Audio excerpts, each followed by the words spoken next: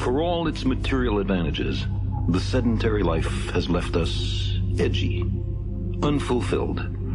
Even after 400 generations in villages and cities, we haven't forgotten. The open road still softly calls, like a nearly forgotten song of childhood.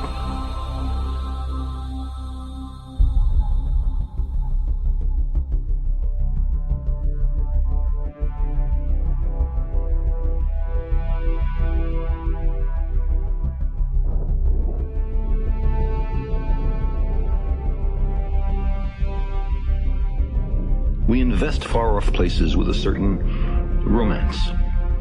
The appeal, I suspect, has been meticulously crafted by natural selection as an essential element in our survival. Long summers, mild winters, rich harvests, plentiful game. None of them lasts forever. Your own life, or your band's, or even your species might be owed to a restless few, drawn by a craving they can hardly articulate or understand, to undiscovered lands and new worlds.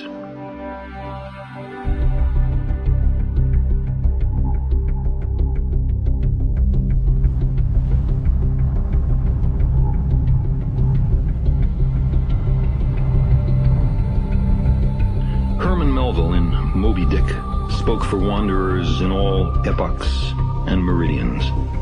He said, "I am tormented with an everlasting itch for things remote. I love to sail forbidden seas."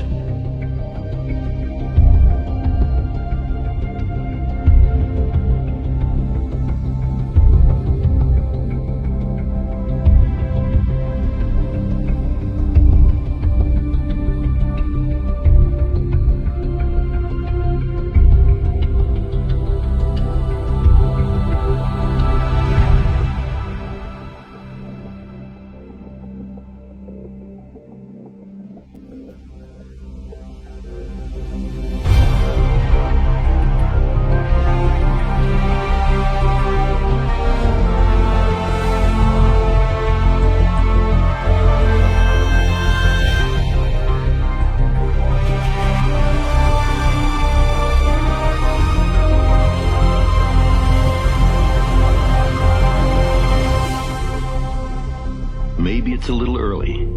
Maybe the time is not quite yet. But those other worlds, promising untold opportunities, beckon.